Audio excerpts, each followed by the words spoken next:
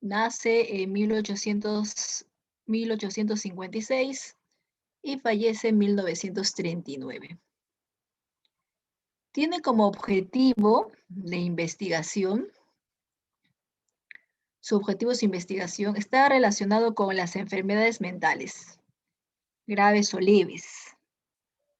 Por ejemplo, Freud estaba convencido de que nuestros traumas infantiles no resueltos, nuestros traumas infantiles podría ocasionarnos en un futuro algún trastorno, principalmente un trastorno llamado la neurosis. Claro que en su época a la neurosis se le conocía como histeria. La neurosis es un trastorno de ansiedad por el cual nosotros de pronto sentimos miedo o ganas de llorar, pero aparentemente no sabemos por qué. Según Freud, la causa de la neurosis en adultos es porque seguramente tiene traumas infantiles, repito, que no lo ha resuelto, y eso ha generado este trastorno.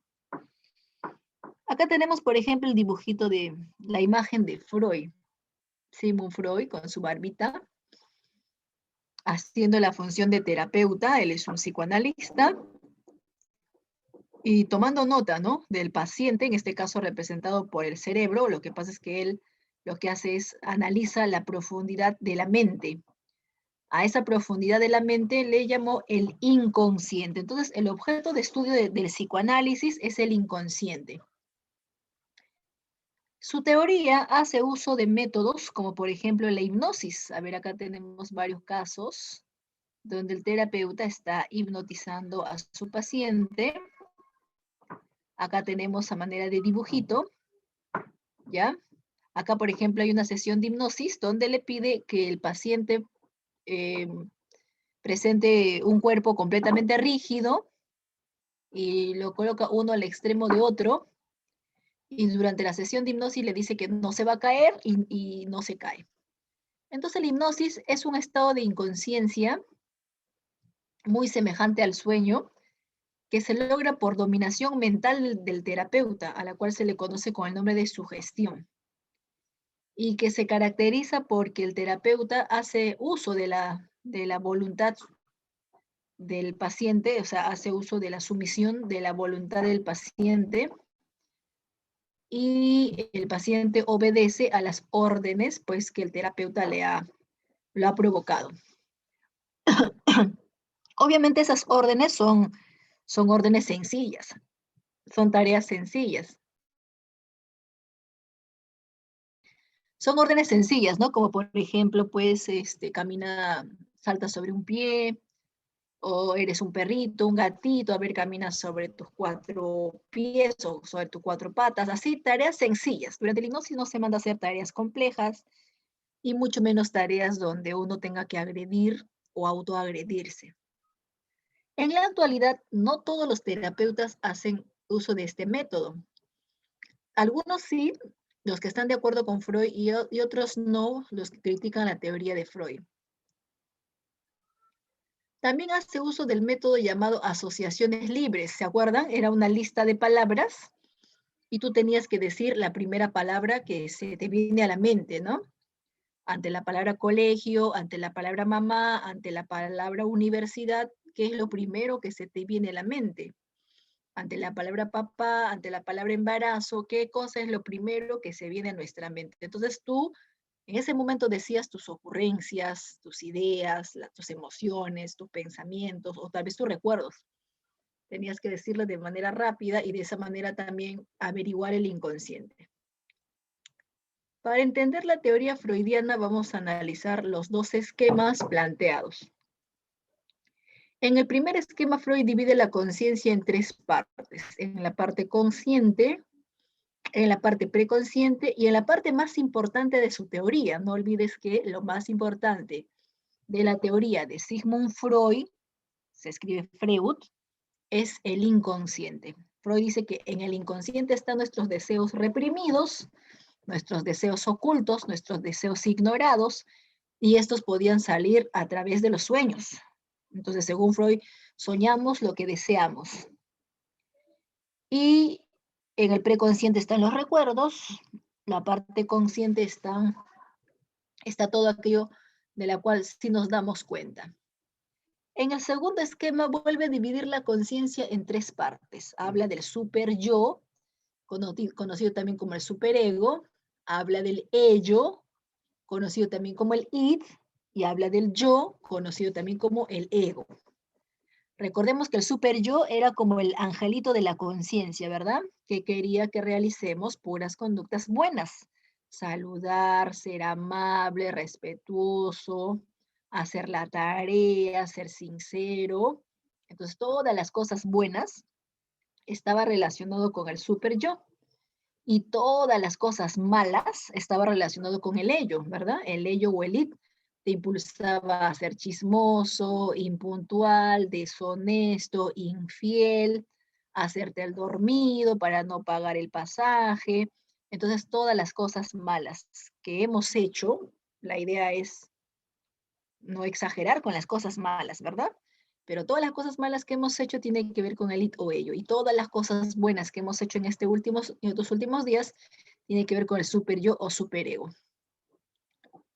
Otro de los aportes de la teoría de Sigmund Freud es que él hace una investigación en las etapas, de la niñez, en las etapas, en este caso, de la infancia, hace una investigación y propone que el ser humano desde que nace va a pasar va a pasar por 5 etapas, a las cuales Freud lo llamó etapas psicosexuales. Etapas en la cual si es que presenta conflictos, entonces esos conflictos que ha tenido en su niñez o en su infancia va a repercutir más adelante. A ver, empecemos. La primera etapa, cuando nacemos, según Freud, la primera etapa es la etapa oral. Se va a llamar así porque el bebito siente placer alrededor de la boca. Es por eso que se pasa casi todo el día pegado a la teta de la mamá, porque disfruta de su reflejo de succión. Es más, incluso hasta le gusta llevarse varias cosas a la boca. Tú le das tu lapicero, se lo lleva a la boca, tú le das un juguete, se lo lleva a la boca, todo se lo lleva a la boca, porque disfruta, en este caso, en sensaciones cuando, cuando los objetos se lo lleva a la boca. De ahí que le gusta, en este caso, pues estar tomando la teta de la mamá.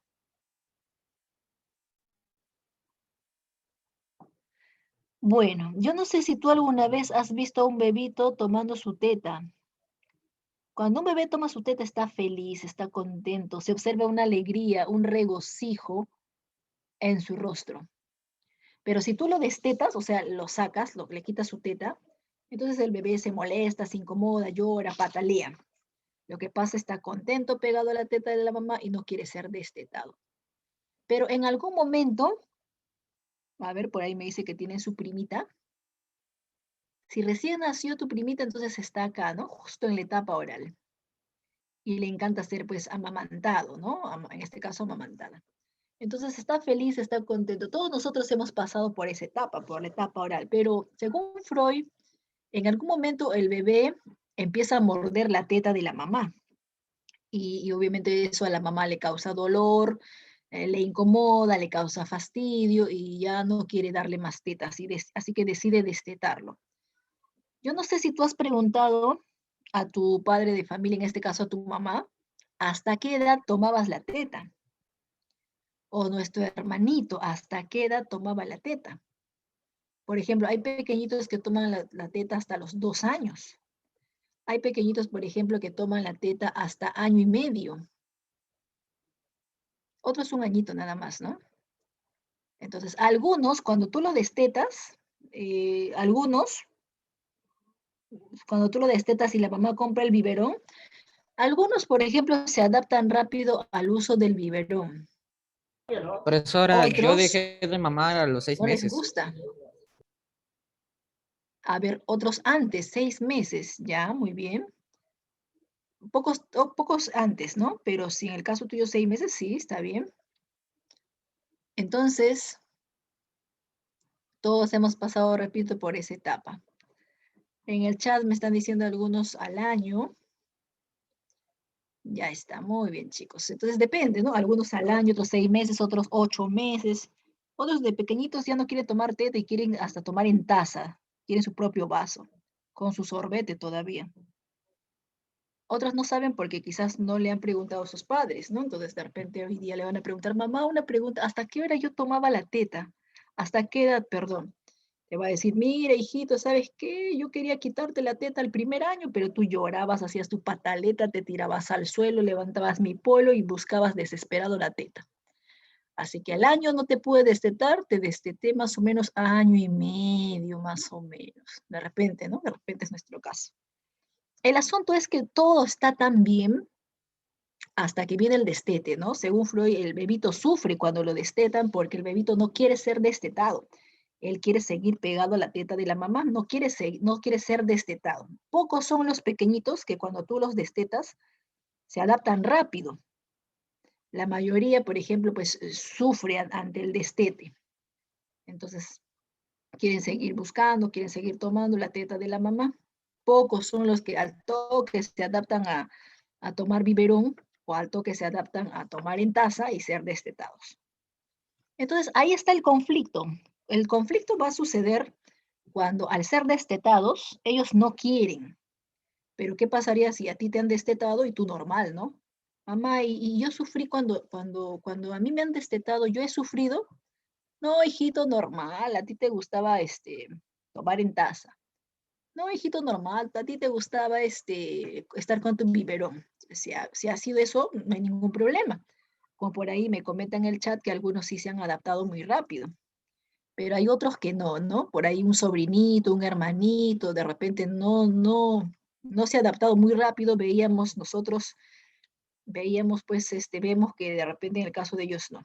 Entonces, ahí está el problema, ¿no? El conflicto es cuando ellos sufren al ser destetados y no quieren ser destetados porque quieren seguir pegados a la teta de la mamá. Entonces, cuando hay un conflicto, ¿qué cosa dice Freud?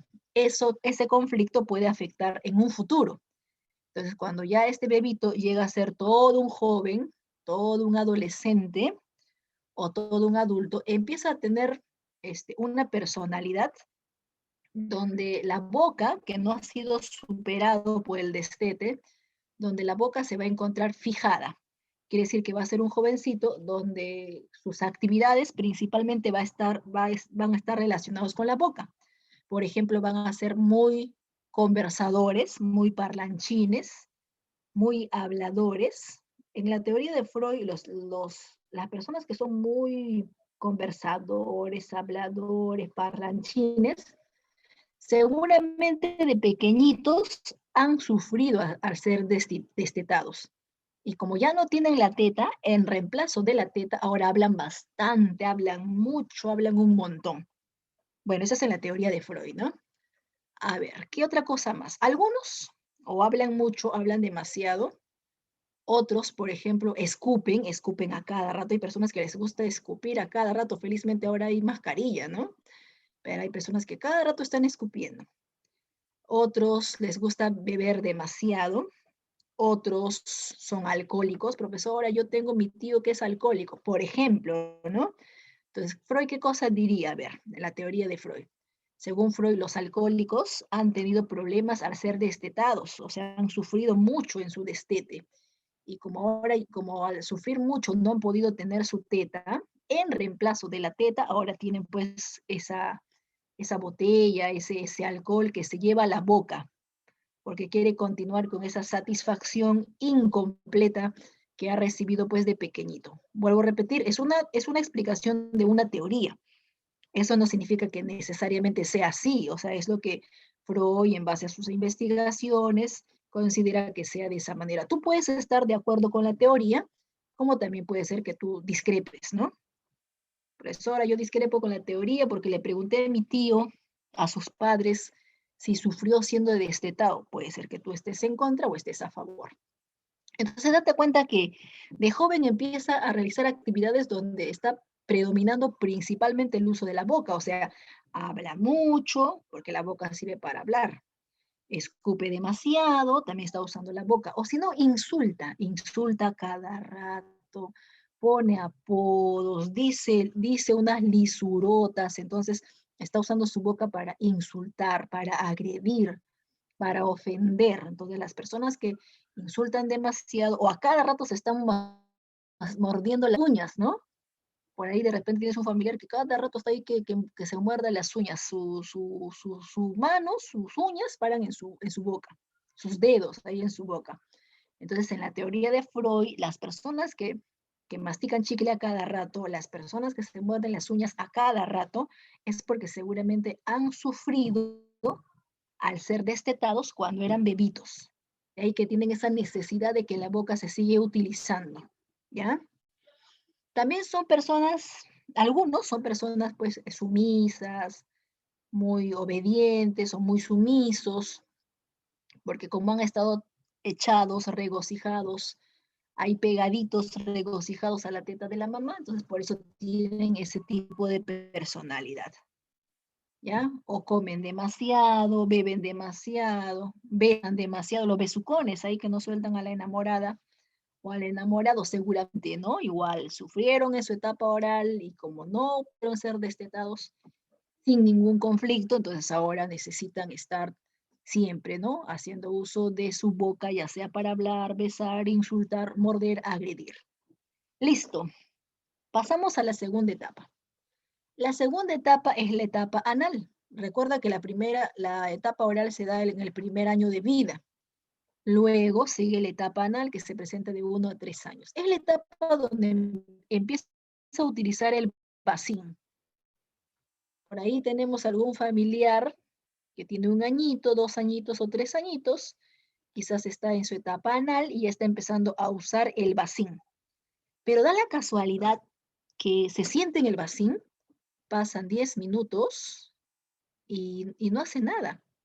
Sigue sentado buen rato, ¿no? Pasan otros 10 minutos, a ver, voy a revisar para ya limpiarle, de repente ya hizo, ¿no?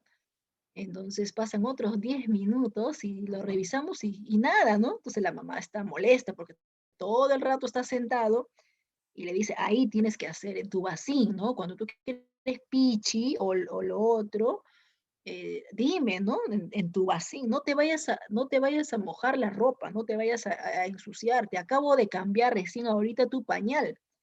Y es cierto, ¿no? Le acaba de cambiar el pañal y otra vez se ensució en el pañal. Le acaban de cambiar su ropa, otra vez se ensució en la ropa. Entonces, no le gusta usar su vacín a pesar que está sentado y sentado en su vacín. Prefiere, según Freud, en la etapa anal es en la etapa que prefiere hacerse en su ropa, ensuciarse, embarrarse en su ropa. Felizmente en la actualidad hay pañal descartable. Pregunten a sus padres, sobre todo a sus abuelos, que hace años atrás, hace 20, 30 años atrás, no existía pues el pañal descartable, entonces uno tenía que lavar la ropa ensuciada, manchada, embarrada. Entonces, ¿y ya le acabas de cambiar? Nuevamente se mojó, profesora, mi sobrinito el día de ayer, 3 veces consecutiva ya al toque ensució 3 pañales. Entonces, él disfruta, según Freud, él disfruta haciendo en su ropa, es más, él quiere decidir en qué momento quiere hacer, no quiere que le obliguen. Entonces, si le obligan, se va a sentir en conflicto. Y si hay conflicto, sabemos pues que eso influye, ¿no? Influye en la personalidad más adelante. ¿Cómo es la personalidad de los sujetos que han tenido problemas en su etapa anal? ¿Cómo es la personalidad de aquellos sujetos que no han querido usar su vacín con facilidad, que se han resistido al uso del vacín y han preferido mojar la cama, mojar sus pantalones, hacerse en su ropa? Así que igual, ¿no? Tendremos que preguntar, mamá, y cuando yo usaba mi vacín, ¿al toque he usado mi vacín o he demorado usando mi vacín? Ahí te va a decir, no, tú mojabas la cama hasta los 5 años, de repente, ¿no? Y bueno, recién nos enteramos. No, tú, hijito, tú sí me hacías ahorrar los pañales porque qué bien te controlabas tus necesidades, ¿no? Entonces, como que todos de manera diferente. Si alguien ha tenido problemas o conflictos, algún familiar en su etapa anal, influye eso en el futuro, cuando ya es joven, cuando es adolescente, cuando es adulto, influye. ¿Y cómo influye? Bueno, se caracterizan porque estos adultos son sujetos tacaños. Yo no sé si por ahí tienes algún primo, tío que es muy tacaño, ni una propina te ha dado, ¿no? Hasta ahora. Tantos años han pasado y este tío es tacaño, ¿no? Ni una propina te ha dado. O tus padrinos de repente, ¿no? Profesora, mi madrina sí siempre me da mi propina, pero mi padrino mejor no le cuento, mis.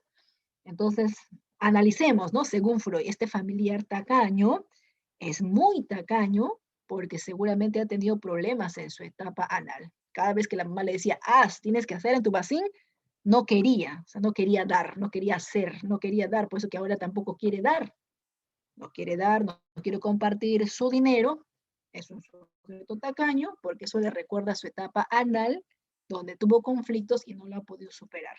O son muy tacaños, porque el tacaño es la persona que tiene y no quiere compartir. Es muy diferente con la persona que no tiene, ¿no? Porque hay personas que no tienen y con justa razón, si no tienen, pues cómo van a compartir, ¿no? Pero en el caso del tacaño, el tacaño tiene dinero, solo que no quiere compartir su dinero.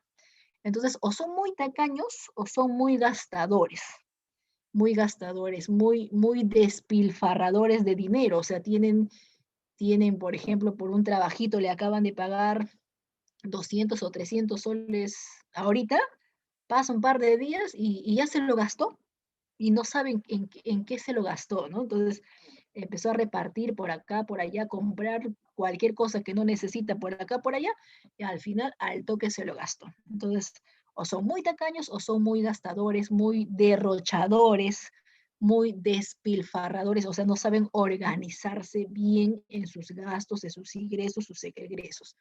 Entonces, ellos seguramente han tenido problemas en su etapa anal, ¿ya? O son personas muy limpias, porque siempre en la etapa anal siempre va a ser extremos. O son personas muy limpias, muy ordenadas, muy pulcras, muy limpias. Tú entras a su cuarto, a su sala, a su habitación, es muy limpio, excesivamente limpio, o todo lo contrario, ¿no? Muy sucias, muy cochinas. Su cuarto, su habitación o el aula donde se encuentra, su aula está sucio, ¿no? No lo ha barrido hace varios días, no lo ha limpiado, su espejo mejor ni mires cómo está su espejo, entonces o es muy limpia o es muy sucia esta persona, o es muy ordenada, excesivamente ordenada, obsesivamente ordenado, cada libro, cada lapicero tiene su lugar, ni lo muevas porque es obsesivamente ordenado, o es muy desordenado, es un caos. A ver, ¿dónde está mi lapicero? ¿Dónde está ese corrector? ¿Dónde dejé mi regla? Y ahora, ¿dónde está mi otro lapicero? Entonces, así, ¿no? Así de extremos, los que han tenido problemas o conflictos en su etapa anal. Luego, de 3 a 6 años, tenemos la etapa fálica. En la etapa fálica, bueno, en la etapa fálica ocurre la curiosidad acerca de los genitales. A la edad de 3 o 4 añitos, los pequeñitos empiezan a mirar sus genitales y empiezan incluso a comparar, ¿no? Y qué raro, ¿no? Entonces, él compara sus genitales con la pequeñita y la pequeñita también, y se dan cuenta que sus genitales son completamente diferentes. El niñito es como si tuviera algo de más ahí, ¿no? Y ella, pues, es planito, es distinto sus genitales. Entonces se da la curiosidad de los genitales, incluso empiezan a tocarse sus genitales, por ahí tu hermanito de repente, la mamá le está cambiando su ropita y el hermanito está que se agarra, se toca sus genitales. Saca tu mano, ¿qué te estás agarrando? No me dejas cambiar, te saca la mano. Pero él sigue ahí, ¿no? Jugando, agarrándose sus genitales. Entonces, repito, se encuentra en la etapa fálica, la etapa pues en la cual constantemente están de manera ingenua, ¿no? Inocente, tocándose sus genitales. Pero es en la etapa fálica donde también ocurren los complejos. Hay dos famosos complejos. Uno, el complejo de Edipo, se presenta en la etapa fálica, y también se presenta el complejo de Electra. ¿En qué consiste el complejo de Edipo? A ver, ¿has escuchado hablar de la obra Edipo Rey? En tu curso de literatura, ¿alguien de ustedes ha escuchado? Sí, me dicen, Carrión, ¿verdad? En el chat,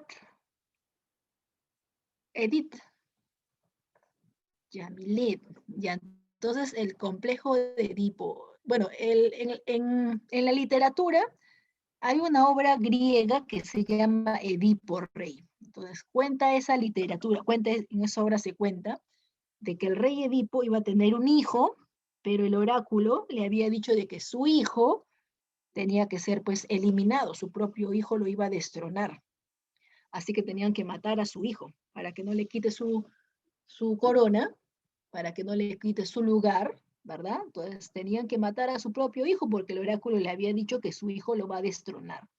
Entonces el papá había decidido eliminar a su hijo, a su sirviente, había mandado a su sirviente que lleve a su hijo a un cierto lugar y ahí lo mate. Pero el sirviente, cuando iba a matarlo, se apiada, ¿no? Se apiada de él y decide no matarlo. Al contrario, decide criarlo como si fuera su hijo. Entonces lo cría a escondidas. Así que con el tiempo, este, esta persona llega a ser un jovencito y no sabía quién eran sus padres. Entonces, un día se dice que de manera casual conoce a su mamá, pero obviamente no sabía, ¿no? Que ella era su mamá y se enamora de su mamá. Entonces a eso se le llama, en honor a eso se le llama complejo de Edipo, cuando los varones a la edad de 3 o 4 años se enamoran de su mamá. Los pequeñitos, los hijos varones pequeñitos, de manera inocente, los varones se enamoran de la mamá. De ahí que has escuchado hablar de que los varoncitos son más cariñosos, son más amorosos el hijo varón con la mamá. Entonces, le da besitos a la mamá, le abraza a su mamá, quiere dormir a su mamá y siente celos del papá. Es más, hasta incluso el hijito se pone a dormir al medio, ¿no? Yo duermo con mi mamá, tú vete, le dice al padre. Entonces, trata de llamar la atención de la mamá y trata de que la mamá se fije en él, ¿verdad? Pero por más que el pequeñito intenta e intenta ganarse el enamoramiento de la mamá y lo ve al padre como su enemigo número uno, compite con el padre, no logra, ¿no? No logra porque se da cuenta de que al final pues su mamá más se fija en su papá, aparte que su papá le brinda cariño y protección en la casa, así que poco a poco logra superar y logra darse cuenta de que esa competencia no, no va a tener un buen resultado, ¿ya? Y supera de esa manera el complejo de Edipo. Pero ¿qué pasaría si algún pequeñito por ahí lamentablemente no ha superado ese amor por la mamá? Porque la mayoría sí lo supera, pero hay una minoría que no lo supera. Entonces Freud dice, los pequeñitos que no han podido superar el enamoramiento hacia la mamá, cuando son grandes, cuando son adultos, jóvenes o adolescentes, empiezan a buscar parejas mucho mayores. Entonces, un hombre que busca como esposa, como enamorada, una pareja bastante mayor, es porque en el fondo, inconscientemente, está buscando la imagen de mamá, está buscando la mamá que no ha podido tener. Entonces sale con mujeres mayores porque le recuerda a la mamá, no la está viendo como la enamorada, como la esposa, sino le recuerda a la mamá que no pudo tener. Como esta mujer mayor le atiende, le prepara su comida, le lava su ropita, o sea, lo mismo que hace la mamá. Porque eso hace nuestra mamá, ¿verdad? Atendernos. Una cosa es querer buscar una pareja y otra cosa es querer buscar a una mamá que nos haga que haga los quehaceres, en este caso domésticos. En la actualidad, recordemos que las tareas son compartidas, pero él busca una mujer mayor porque le recuerda a su mamá. Entonces, a ver, algún familiar donde tú vives, en tu casa, o de repente tus familiares no viven contigo, ¿conoces algún familiar varón, algún familiar varón cuya esposa o enamorada sea mayor que él? Entonces, si tú conoces a un familiar cuya esposa o enamorada es bastante mayor, podríamos decir en términos freudianos que él sufre de complejo de Edipo. Si ella es bastante mayor, él sufre de complejo de Edipo, ¿ya? Por ejemplo, a ver, imaginemos que tu hermano tiene 18 y su enamorada tiene 24. O imaginemos que tu tío tenga 40 y tu tía tiene 45, es decir, 5 años mayor. O tu abuelita, ¿no? Profesora, mi abuelita me contó un día que ella era mayor 3 años más que mi abuelo. Entonces el abuelo, al salir con una mujer bastante mayor, entonces el abuelo es el que tenía el complejo de Edipo, ¿no? Eso es en términos freudianos, ¿ya? Entonces, si un hombre sale con una mujer bastante mayor, por ejemplo, en este salón, ustedes como son de segundo, ustedes deben tener 13 años, 13 o 14 años. Profesora, pero yo conozco que uno de mis compañeritos que tiene 14 años, le gusta una chica de otro salón que tiene 16. Entonces, si un compañerito de este salón le gusta una chica que es mayor, porque él tiene 14 y la chica tiene 16, en explicación del psicoanálisis, es que inconscientemente está buscando pues una mamá. Allá por ahí me están contando, a ver, tu mami es mayor que tu papá. ¿Por cuántos años? ¿Un añito, 2 añitos? Porque si es mayor por 1 año, 2 años puede ser, ¿no? Pero 3 años, 4 años, 5 años, 8 años, 10 años, o como la canción, hay una canción 40 y 20. Él es un jovencito de 20 y ella 40. Ya. 2 o 3 añitos.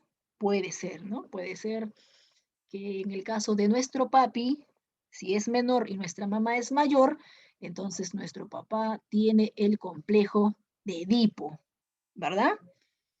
Ya está. Entonces sale con esta mujer mayor, él no se da cuenta, es una explicación de Freud, sale con esta mujer mayor porque en el fondo inconscientemente no ha superado el enamoramiento hacia su mamá, entonces busca a una mujer que tenga los requisitos de la mamá, que se parezca en su forma de ser incluso a la mamá, entonces inconscientemente, ¿ya? Listo, complejo de Edipo entonces. Ese es el caso del complejo de Edipo, ¿no? El otro complejo que se presenta, pero ahora en las mujeres, ahora le toca a las chicas, el otro complejo que se presenta es el complejo de Electra. El complejo de Electra se presenta en las mujeres, entonces es cuando las mujeres de 3, 4, bueno, esta es la edad, ¿no? 3, 4, 5, 6 añitos, se enamoran ingenuamente del papá. Se enamoran ingenuamente del papá, ¿ya? Entonces son muy cariñositas con el papá, ¿sí? Profesora, pero en mi casa no vivo con mi papá, vivo con mi padrastro, o vivo, mi hermano mayor para mí es como la figura de mi papá, o mi tío, o mi abuelo, ¿no? Entonces, inconscientemente, a la edad de 3 o 4 años, se enamora del papá o algún familiar paterno. Entonces, es más cariñosita con ese familiar, inocentemente, ¿no? Trata de llamar la atención de ese familiar, quiere que ese familiar solamente le cargue, le peine, entonces inocentemente se enamora del papá. Y compite, ¿no? Compite con la mamá, le mira a la mamá como si fuera su enemiga, en algún momento incluso hasta odia a su mamá porque la pequeñita piensa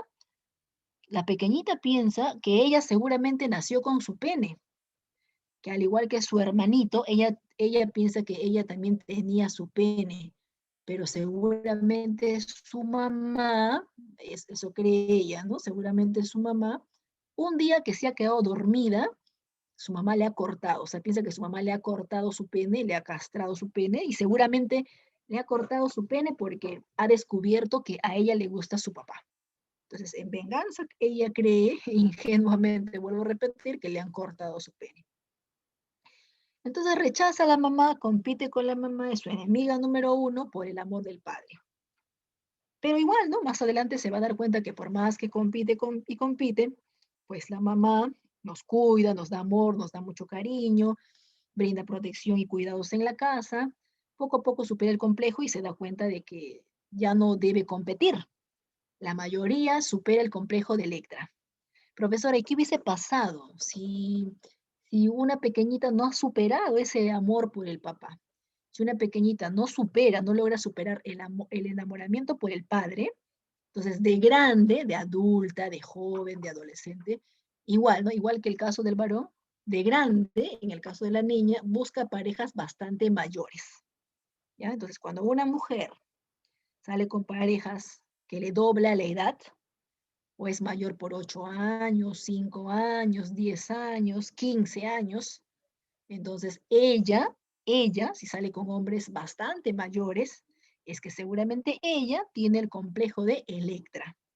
O sea, no ha superado el enamoramiento por el padre e inconscientemente busca un papá o una pareja muy parecido al padre.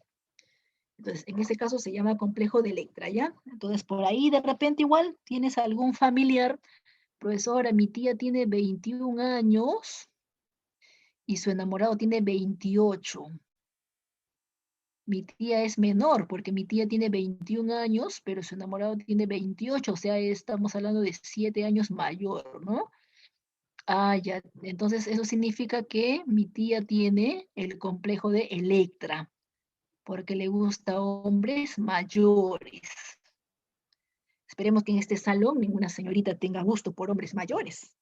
Porque repito, una cosa es que sea tu mayor 1 añito o 2 añitos, otra cosa es que sea tu mayor 3, 4, 5, 6, 7 años. Entonces ahí estamos hablando del complejo de Electra. O sea, inconscientemente no buscamos una pareja, sino el reemplazo de papá que no hemos podido tener. Por ahí, ¿no? Entonces, repito, si hay un caso de algún familiar o vecino, bueno, repito, esa es la teoría de Freud, ¿no? Porque otros dirán, profesora, pero para el amor no hay edad. Profesora, pero de repente es por interés. Profesora, pero en mi caso solamente es amor platónico, solamente me gusta, yo no quiero estar con esa persona, yo sé que es mi mayor, solamente me gusta, pero como es una persona de la tele, bastante mayor, pero de la tele, ese amor es imposible, profesor, es un amor platónico. Larico, tu audio. Y ahora sí, entonces decíamos de que puede haber otras explicaciones, ¿no? Pero si a mí en el examen me dicen, según la teoría de Freud, por qué un hombre o por qué una mujer sale con personas bastante mayores, ahí sí no puedes responder porque para el amor no hay edad, porque seguramente está interesado en su herencia, no, ¿no? En la teoría de Freud es porque inconscientemente, tanto él como ella quizás están buscando los padres que no han podido tener cuando eran pequeñitos. En la etapa de latencia no hay problema, no hay conflicto, porque como a los 6 años se entra al colegio de la primaria, entonces están concentrados en su colegio, están tan concentraditos en el colegio, en la primaria y los juegos también que hay en el recreo en la primaria, por lo tanto no hay conflictos. La última etapa es la etapa genital, tampoco hay problemas porque coincide con la adolescencia, con la pubertad, y en este caso está concentrado pues en la madurez de su cuerpo, de su organismo. Aparte que en la adolescencia interactuamos más con personas de nuestra misma edad. Entonces puede ocurrir el enamoramiento, más adelante en el futuro puede ocurrir un noviazgo. Entonces, como es una etapa de mayor madurez y estabilidad, por eso es que no existen los conflictos. En las 2 últimas etapas no hay conflictos, solamente en las 3 primeras. Acá está entonces la descripción. Mira, en la etapa oral ocurre el reflejo de succión. Recuerda que el reflejo de succión consiste en tomar la teta, toma la teta del pecho o la mamadera, ¿verdad? En este caso todo lo lleva a su boca porque le gusta satisfacer, en este caso busca la satisfacción a través de la boca. De ahí que algunos que no superan este conflicto le gusta morder sus uñas, morder los lapiceros, consumen muchas bebidas alcohólicas u otras sustancias porque probablemente no han superado esa etapa oral. En la etapa anal se busca el control de los esfínteres. Control de los esfínteres significa que busque que se controlen sus necesidades, o sea, cuándo usar su vacín, cuándo avisar. Pero ellos no quieren ser controlados, entonces si no superan su etapa anal va a haber un problema con la limpieza o van a ser muy obsesivos limpiando o de repente van a ser completamente sucios. En la etapa fálica, bueno, acá empiezan a manipular sus genitales pero también aparece el complejo de Edipo, acá está el complejo de Edipo, y el complejo de Electra. En la etapa de latencia, de 6 a 11 años, desaparecen todos los impulsos, como va al colegio, a la escuela primaria, desaparecen todos los impulsos y se empiezan a asimilar los valores sociales. En la última etapa, la etapa genital, que coincide con la adolescencia y la pubertad, como hay cambios biológicos en la pubertad, eso también hace de que disminuyan los impulsos. Poco a poco se desarrolla una madurez acerca de su vida social, de su cuerpo, de su organismo y de otras situaciones también se alcanza la madurez. Los mecanismos de defensa son otra de las propuestas de la teoría del psicoanálisis. Nuestro yo, cuando se encuentra atacado, inconscientemente hace uso de los mecanismos de defensa. Por ejemplo, acá tenemos el mecanismo de defensa llamada proyección, que consiste en culpar a los demás de nuestros errores. Hay personas, por ejemplo, que para no sentirse mal, cuando le llaman la atención, para no sentirse mal, buscan culpar de sus errores a los demás, culpar de los defectos a los demás. Por ejemplo, la mamá dice, ¿dónde está la tijera? ¿Dónde está la tijera? Búscate, dice, ¿no? A ver, hijito, ayúdame a buscar. ¿Dónde está la tijera? Pero mamá, la última vez, la tijera lo tenías tú. Ya sé, pero búscalo, ¿no? Ayúdame a buscar. Entonces se buscan y buscan la tijera hasta que por fin la mamá encuentra la tijera, ¿verdad? Y una vez que la mamá encuentra la tijera, te dice, ya ves, ¿por qué lo has escondido? Te dice. Pero mamá, te repito, la última vez lo tenías tú. Entonces, en lugar de que la mamá acepte que ella tiene errores, le gusta echar la culpa, porque de esa manera quizás se siente mejor cuando comete un error. Entonces, ese mecanismo de defensa se llama proyección. Igual, ¿no? Te estás portando mal y la profesora te llama la atención, jovencito, pórtese bien, hace rato está haciendo bulla, siéntate correctamente en el colegio, ¿no? Y el jovencito, en lugar de decir, ya mis, no lo voy a volver a hacer, le echa la culpa al compañero, le dice, ya ves, a ti te está hablando. ¿Por qué no te portas bien? A ti te está hablando. No, jovencito, le estoy hablando a usted, pero a él disimuladamente le molesta al compañero. Ya ves, a ti te está diciendo. Entonces ahí está usando la proyección, culpa de sus errores al que está al costado, porque quizás al hacer eso, pues siente que se siente mejor. Igual el profesor cuando escribía en la pizarra y se equivocaba, en lugar de aceptar su error, decía, es que chicos, la tiza tiene la culpa, la tiza se equivocó. En realidad quien escribe es el profesor, pero cuando dice la tiza tiene la culpa, también, ¿no? Un mecanismo de defensa es la proyección. Entonces, pues, lo correcto sería aceptar nuestros errores. Si por aquí hay un error en la escritura, sí, chicos, yo me equivoqué, eso sería lo correcto, ¿no? Pero si le echamos la culpa a otras personas, ahí estamos hablando de una proyección. Supuestamente aliviamos nuestra tensión, nuestra ansiedad, cuando le echamos la culpa a los demás. O sea, supuestamente así la persona se siente mejor, ¿verdad? En la regresión, si tú alguna vez te has comportado como un niño, has manifestado la llamada regresión. Consiste entonces en retroceder a etapas anteriores.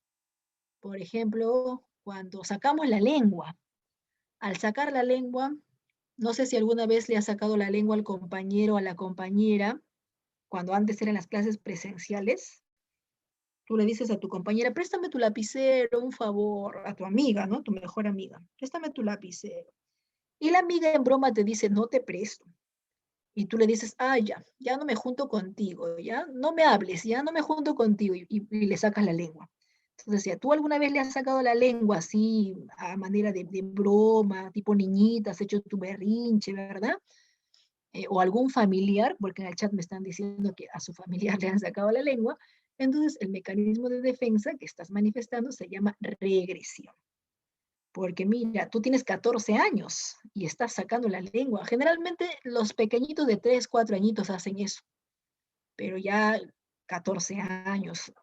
Hay adultos también, ¿no? De 20, 25 años, que al no hacerle algún favor, no se molestan, simplemente te dicen, ah, ya, entonces, no me junto contigo y le saca la lengua, ¿verdad? Entonces, como un niñito o como una niñita, pues hace su supuesto berrinche, su supuesta pataleta. Entonces, al hacer eso se siente mejor, más tranquilo, más aliviado, porque no le prestaron el lapicero. Mentira, era broma, toma, te presto mi lapicero. Y así, ¿no? Y así están conversando. La regresión, ¿ya? Ahora, no solamente nosotros podemos manifestar regresión, ¿no? Nuestros hermanitos también. De repente tienes un hermano de 7 años u 8 años, igual, ¿no? Se supone que tiene que comportarse como alguien de 7 u 8 años, pero si tu hermanito está comportándose como si fuera un bebé, tu hermanito de 5 años, por ejemplo, que ya sabe comer solo y sentarse solo, empieza a comportarse como un bebé porque está llamando la atención, ya que sus padres no le prestan atención y empieza a comportarse como un bebé, o tal vez acaba de nacer su hermanito y todos se van a cargarle, ¿no? Al hermanito, al que recién nació, y a él lo tienen abandonado, un costadito. Entonces, el niño de 7 u 8 años, hay niños de 7 años, hay niños de 8 años, incluso los de 5, que al notar que le prestan más atención al bebito que acaba de nacer, entonces ellos también empiezan a comportarse como un bebito, o sea, solamente para llamar la atención. Entonces ya no quieren comer solos, ya no quieren cambiarse solos, entonces empiezan a comportarse como si fueran bebés porque saben que de esa manera van a lograr la atención de sus padres. Ellos también pueden manifestar regresión, o sea, no se comportan como la edad que tienen, sino las etapas anteriores. En la represión, nosotros ocultamos o reprimimos nuestros sentimientos. La represión es una forma de olvido inconsciente. ¿Alguna vez has olvidado algo sin que te des cuenta? Por ejemplo, olvidar una cita con el médico. Profesora, hablando de cita, a las 9 de la mañana tenía que ir al médico. Uy, ¿qué hora es? Casi las 11:30. Ah, ya, entonces ya perdí la cita, ya será la próxima semana. Entonces nos hemos olvidado. Pero Freud dice que cuando tú te olvidas, es que en el fondo sí deseabas olvidarte. Muchos de nosotros olvidamos porque muy en el fondo queríamos olvidar y no queríamos recordar. Porque recordar eso nos producía ansiedad. Entonces preferimos olvidar porque no nos gusta o no nos gustaría recordar algunas cosas. Hay personas que no se acuerdan toda la semana están acordándose de la cita, pero el mismo día no. Toda la semana tengo que ir el jueves al médico. Me pasas la voz, ¿ya? Tengo que ir el jueves al médico. Toda la semana, a ver, estamos lunes, falta todavía para el jueves. Estamos martes, falta todavía para el jueves. Estamos miércoles, uy, falta poquito ya, mañana ya es jueves. Pero llega el mismo día, se olvidó. Pasan 2, 3 horas, cuando ya se perdió la cita y recién se acuerdan. Tenía una cita, ¿no? Hoy día tenía que ir al dentista. Hoy día tenía que ir al oftalmólogo. Hoy día tenía que ir al médico, pero bueno, me olvidé. Entonces Freud dice de que en realidad tú te has olvidado porque inconscientemente sí deseabas eso, deseabas olvidarte. ¿Y por qué? Porque al olvidarnos liberamos tensiones, liberamos ansiedad. Si tú te acordabas de la cita, entonces la cita te generaba ansiedad, ¿no? Muchos tienen miedo de ir al médico porque tienen miedo de que le saquen la muela equivocada. Otros tienen miedo de ir al médico porque el hospital, como está lleno de virus, tienen miedo a contagiarse. Entonces, o sea, en el fondo no queríamos ir al médico, por eso hemos olvidado sin darnos cuenta, ¿ya? A ver, ¿qué otra cosa has olvidado sin darte cuenta? Hacer la Por tarea de ejemplo, repente. debe ser un deber de mi casa. O quizás por ahí nos tocaba limpiar algo de la casa y le hemos dicho, sí, mamá, no te preocupes, yo me encargo. Entonces al final la mamá se fue a trabajar, se demoró un montón, llegó 7 de la noche, hijito, ¿ya has hecho lo que te encargué? Uy, mamita, me olvidé, es que estoy atareado, no sé qué estaba pensando. Bueno, tú sabes que hay varios motivos por los cuales nos olvidamos, pero según esta teoría es porque en el fondo no queríamos hacerlo. O sea, no queríamos hacerlo, eso que nos hemos comprometido. Si has olvidado hacer tu tarea, si has olvidado sacar la basura, si has olvidado pagarle, ¿no? Le debes al compañero. Siempre me olvido, no sé por qué no te pago, siempre me olvido. Mañana te voy a pagar sin falta, ¿ya? Pero pasan varios días y nada, ¿no? No nos paga. Es porque en el fondo inconscientemente no quiere pagarnos, ¿verdad?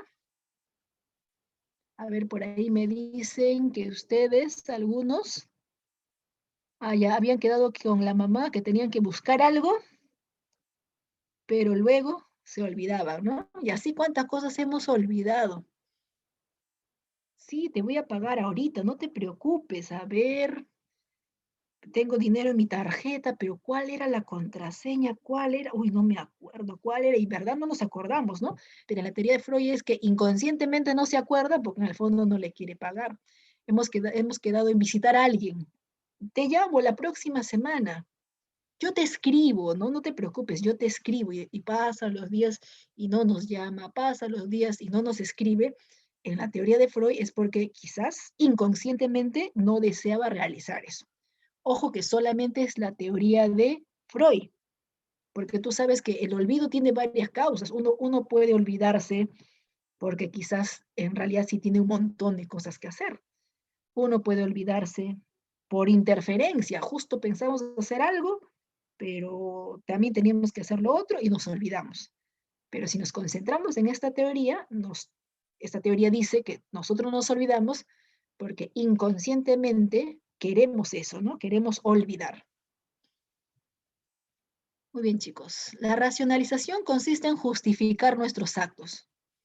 Nos justificamos para sentirnos bien. Por ejemplo, el profesor se equivocó escribiendo en la pizarra y dice, es que chicos, yo lo hice para ver si estaban atentos. O sea, da una explicación aparentemente correcta, aparentemente racional, pero no es así. Esa explicación hace que él se sienta mejor. A través de esa explicación justifica su error y hace que se sienta mejor. Eso se llama racionalización. Es algo así como que tu familiar se toma tu gaseosa sin tu permiso, agarra tu gaseosa, tú estabas distraído, y toda tu gaseosa se toma sin tu permiso. Y tú en lugar de enojarte le dices, igual te pensaba invitar, le dices, ¿no? Igual te pensaba, además de esa gaseosa no me gusta, no es mi sabor favorito. Qué bien que te hayas tomado mi gaseosa, ¿no? Porque la verdad estoy mal de la garganta y yo no quería tomar gaseosa. Estoy resfriada, así que está bien que te lo hayas tomado. Entonces, al decirle eso, o sea, en realidad sí estábamos molestos porque se tomó nuestra gaseosa, pero nosotros lo que hemos hecho era argumentar, racionalizar, inventarnos un argumento que nos haga sentir mejor. Al fin y al cabo no quería, ¿no? Está bien que te lo hayas tomado. Entonces estamos aplicando la racionalización, ¿verdad? Entonces, en eso consiste este mecanismo de defensa. Es como cuando la mamá todos los lunes hace lentejitas. Y hoy día no es lunes, ¿no? Hoy día no toca lentejas, pero imagínate que a pesar que no es lunes, la mamá cocina lentejas. Ay, mamá, ¿no se supone que los lunes nomás es lentejas? Hijito, come, no hay plata, así que come nomás tus lentejas. Pero mamá, y al final resignado, estamos comiendo, ¿no? Y luego dices, pensándolo bien, las lentejas son un buen alimento. Pensándolo bien, sigues comiendo y las lentejas son nutritivas. Pensándolo bien, las lentejas tienen mucho hierro. Entonces, empiezas a hablar todos esos argumentos para sentirte mejor, para que puedas terminar tu comida, ya que en el fondo no querías las lentejitas. Entonces, estás usando la racionalización, ¿ya? Igual un jovencito postula a la universidad y no ingresa y empieza a racionalizar, empieza a decir, qué bueno que no haya ingresado a esa universidad porque muy lejos, ¿no? Yo solamente por si acaso estaba intentando, ¿no? Si yo hubiera ingresado, igual no hubiese ido porque muy lejos la universidad. Ahí también se está inventando una justificación porque mira, si en verdad no hubiese deseado esa universidad, ni siquiera lo hubiera intentado, ¿no? Cuando uno intenta algo es porque en el fondo sí queremos, o sea, en el fondo sí deseamos, pero como no nos ha salido como deseamos, Inventamos justificaciones para sentirnos mejor. Entonces, postula a la universidad, no ingresó, a buena hora, ¿no? No, además esa carrera profesional no me gustaba. O postulamos para un trabajo y no nos llaman, qué bien que no me hayan llamado, porque dicen que ese señor que contrata es muy renegón. Ah, buena hora, de la que me salvé, dice, ¿no? Entonces se llama racionalización, no justificamos. Es como cuando el compañero o la compañera va a cumplir años, ejemplo, estamos esperando que nos invite, este compañero invitó a todos, pero menos a nosotros. Qué raro, ¿no? No, reviso y reviso mi WhatsApp y no me llega la invitación virtual. Y al final nos damos cuenta de que a todos invitó menos a, menos a mí, por ejemplo, ¿no? O menos a ti, por ejemplo. Entonces tú empiezas a justificarte y dices, ah, pero buena hora que no me haya invitado a su cumpleaños. Porque igual no pensaba ir, ¿no? Además está prohibido la pandemia, no nos podemos juntar. No, no, no, yo no quería. Pero en el fondo sí estamos revisando dónde está la invitación, por si acaso, ¿no? Pero qué bien que no me hayan invitado, ¿no? Justo no tenía plata para comprar el regalo. O sea, nos inventamos una justificación para sentirnos mejor porque, porque esa persona no nos ha tomado en cuenta en su cumpleaños. Qué bien que no me haya invitado porque no, ese cumpleañero o esa cumpleañera es renegona, ¿no? No me cae bien, así que qué bien que no me hayan invitado. Entonces, justificarnos alivia nuestra ansiedad, justificarnos alivia nuestra tensión y supuestamente de esa manera nos sentimos mejor. Es como cuando un jovencito se declara a la señorita y la señorita le dice no. O sea, el jovencito con sus flores, sus chocolates, con su peluche, va todo emocionado a declararse y la chica no le acepta. Entonces, para no sentirse mal, este jovencito empieza a decir, al día siguiente empieza a decir, qué bueno que no me haya aceptado, porque pensándolo bien no era tan bonita. Qué bueno que no me haya aceptado, porque pensándolo bien tiene mal carácter, ¿no? Su carácter es horrible, no, no, ¿qué hubiera sido de mi vida? No, no, entonces se justifica, ¿verdad? Porque al ser rechazado, con esa justificación, él se siente mejor. Entonces, ya sabes, si alguna vez te ha ocurrido ese caso, has aplicado la racionalización. Sublimación es cuando nosotros realizamos conductas buenas para no pensar en conductas malas. Como los sacerdotes, ¿no? Que se ponen a rezar, se ponen a orar o se hacen conductas buenas, porque rezar, orar, en el caso de los sacerdotes, es una conducta buena y él se pone a rezar, a orar o a hacer obras de caridad para no pensar en mujeres, en fiestas, en salidas con chicas. Entonces hace conductas que la sociedad admira, porque la sociedad ve con buenos ojos cuando el sacerdote reza, ora, hace obras de caridad. Entonces hace todo eso para no caer en tentación. Entonces es el mecanismo de defensa que más usan los sacerdotes. Y el desplazamiento consiste en descargar nuestra ira, nuestro enojo, nuestro conflicto en otras personas.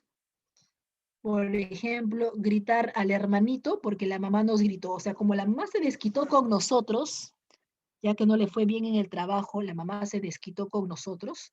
Entonces nosotros nos desquitamos con el hermanito que no tiene la culpa de nada. Y el hermanito luego se desquita con el perro que no tiene la culpa de nada. Y el perro con el gato y así sucesivamente, ¿no? Entonces, claro, es como una cadena, ¿verdad? Y a veces sucede así, ¿no? Nos va mal en el trabajo y molesta, llega la mamá y le abrimos la puerta y la mamá viene molesta y se desquita con nosotros. ¿Qué culpa tenemos nosotros que a la mamá le fue mal en el trabajo? ¿Por qué se tiene que estar desquitando con nosotros? Sino que la mamá al desquitarse con los demás como que siente que se ha aliviado, pero no se da cuenta que tensiona a la otra persona, porque la otra persona tensionada se va a desquitarse con el hermanito, con el gatito, con el perrito. Algunos se desquitan con la almohada, le dan golpes a la almohada, jalaron el examen, rompen el examen, otros le dan un puñete a la pared y después revisan su mano y está con herida. Entonces, hay personas que cuando algo no les sale bien, se desquitan con alguien.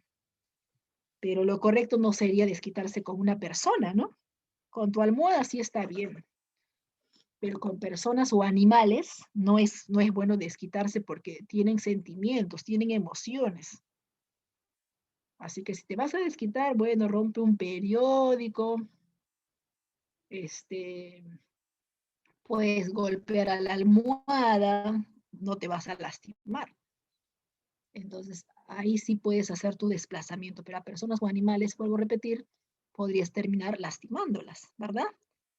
Pero así hacen algunas personas, ¿no? O sea, se desquitan con nosotros que no tenemos la culpa de nada, ¿verdad?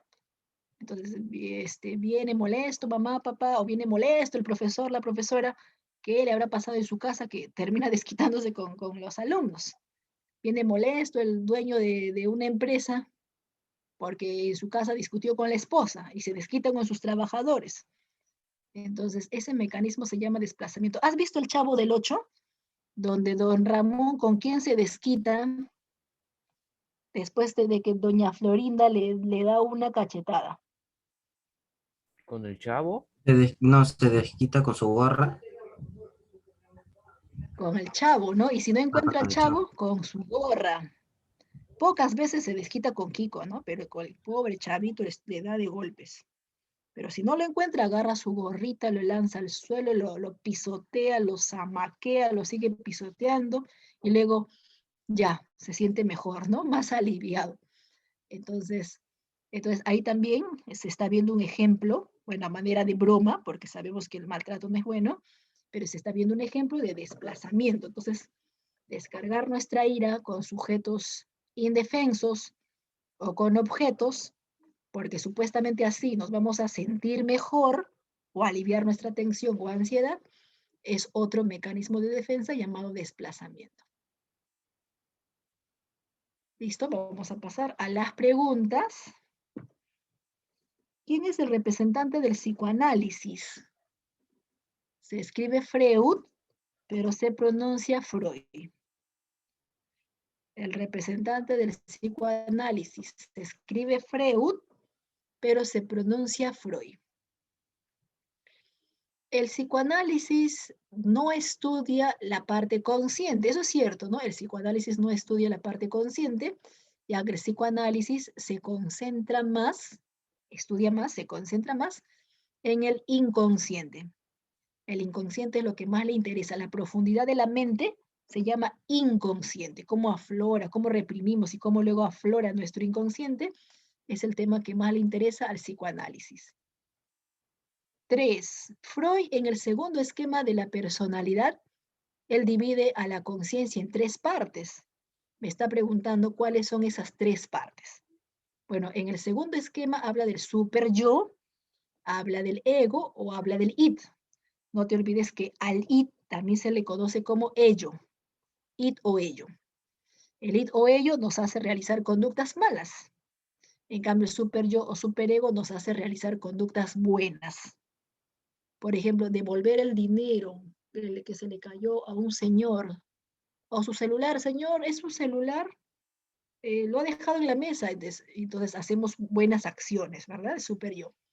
En cambio, el id, ¿no? El id, si un señor se olvidó su celular, nosotros ni le avisamos, al contrario, de repente nos quedamos con el celular, no lo devolvemos, o sea, somos egoístas. El id o ello busca lamentablemente realizar cosas egoístas. En cambio, el super yo, super ego, es capaz de sacrificarse porque solamente le gusta realizar cosas buenas. Acá me pide mencionar 2 características del id o ello. Se basa en el principio del placer porque como es egoísta busca su propia satisfacción. Se hace el dormido, por ejemplo, para no pagar pasaje. No le importan las consecuencias. No es mi problema, al contrario, está feliz, ¿no? Si no le cobraron el pasaje, está feliz, porque no tiene valores. Tiene un pensamiento de proceso primario que es muy parecido a los niños. Los niños tienen un pensamiento de proceso primario. Los niños generalmente son impulsivos. Tienen hambre, lloran, le gusta tal objeto, tal juguete que tiene su vecino y le quita. Entonces, el IT es así, parecido a un niño impulsivo. No piensa, no razona como debe ser, ya que usa un pensamiento de proceso primario. Acá me pide características del ego. El ego, en cambio, usa el principio de la realidad. El ego es que toma la decisión a quién le hace caso, al superego o al superyo. El ego usa el pensamiento de un adulto, es más coherente, es más racional. Por lo tanto, usa el pensamiento de proceso secundario. Aquí te pide dos características del superyo. No es lo mismo hablar de ego y hablar del superyo o superego. El superego o superyo es el que busca los valores. El ego es que decide a quién le hace caso. Es la parte intermedia. El superyo, como usa los valores, va a hacer uso también del principio del deber y a través de los valores trata de alcanzar un yo perfecto, llamado también yo ideal. Acá en la pregunta 7 me dice que mencione las etapas planteadas por Freud en orden. Después de la etapa oral, ¿qué sigue, chicos? Después de la etapa oral, ¿qué etapa sigue? Ahí Anal. está, mira, la etapa anal. Después de la etapa anal, muy bien, cámara, después de la etapa anal, ¿qué etapa sigue? Bueno, recién nos estamos grabando, ¿no? Primero es la oral, luego es anal y luego sigue la etapa fálica. Por supuesto, Vigil. En el chat me respondió etapa fálica. Después de la etapa fálica sigue la etapa de latencia. Y el último es la etapa genital. Entonces, este es el orden: oral, anal, fálica, latencia, genital. Solamente hay conflicto en los tres primeros, en los dos últimos no. Y en la etapa fálica es donde se presenta el complejo de Edipo y el complejo de Electra. En la 8 me pregunta, ¿quién genera sentimientos de culpa? El causante de nuestros sentimientos de culpa es el superyo. Como el superyo tiene que ver con nuestros valores, ¿qué pasa si tú no cumples con tus valores o atentas contra tus valores, contra tus principios, contra tus ideales? Cuando nosotros atentamos contra nuestros valores, tenemos sentimientos de culpa. Por ejemplo, si tú siempre has sido solidario y un día por el apuro te has olvidado hacer cruzar a un abuelito la pista y justo muere atropellado. Nos vamos a sentir muy mal, hasta culpables.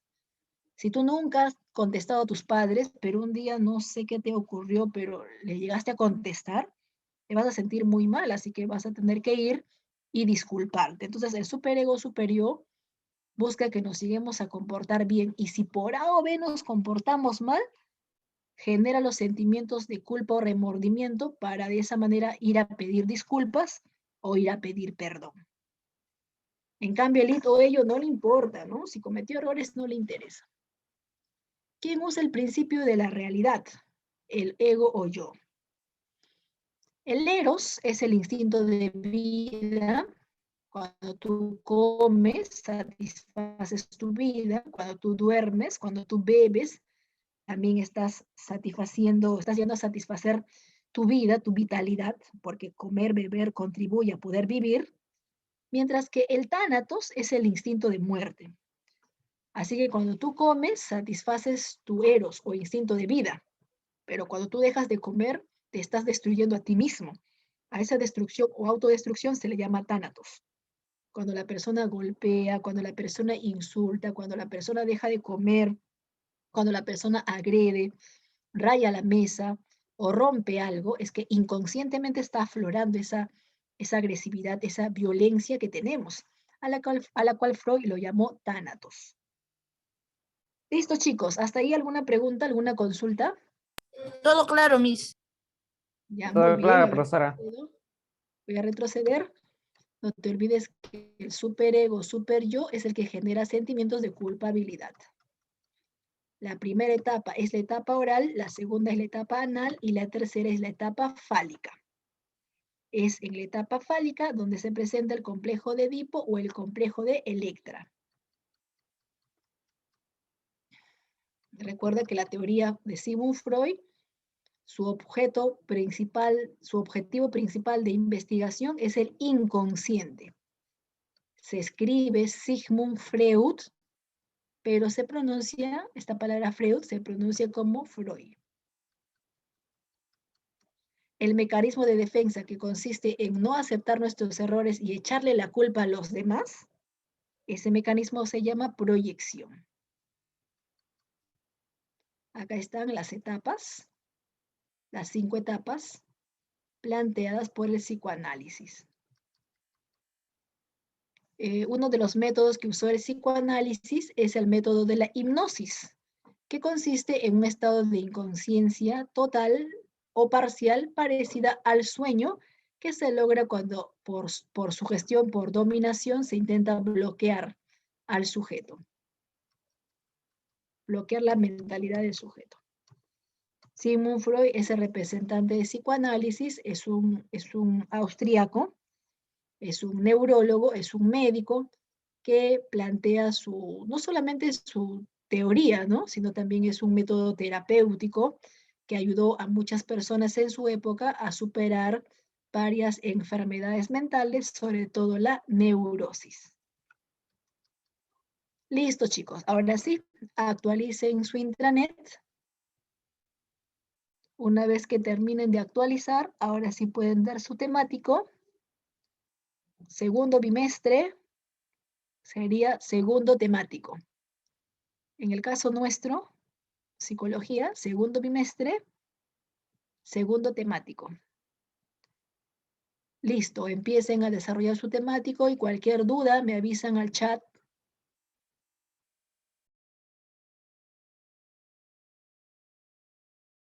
Miss. Sí, dime. Soy Larico. Estoy desde un dispositivo celular y ¿cómo se llama? Cuando entre al temático, mi cámara se apaga automáticamente. Ya, no te preocupes, ya. Anotado.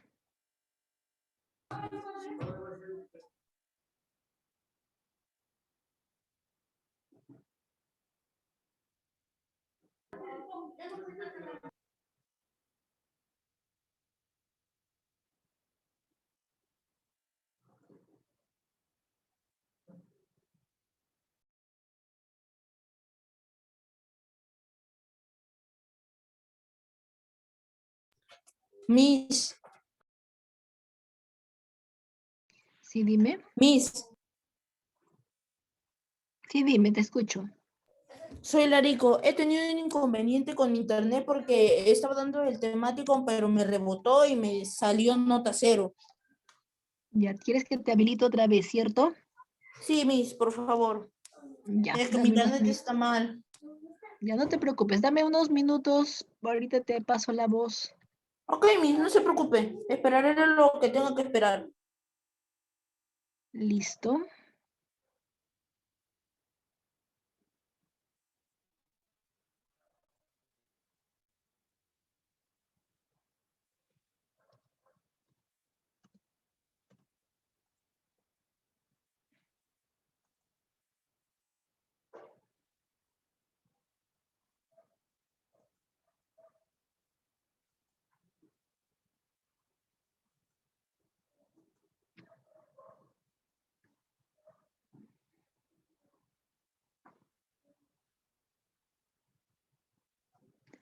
A ver, tengo Larico Carlos. A ver, un minutito, ¿ya?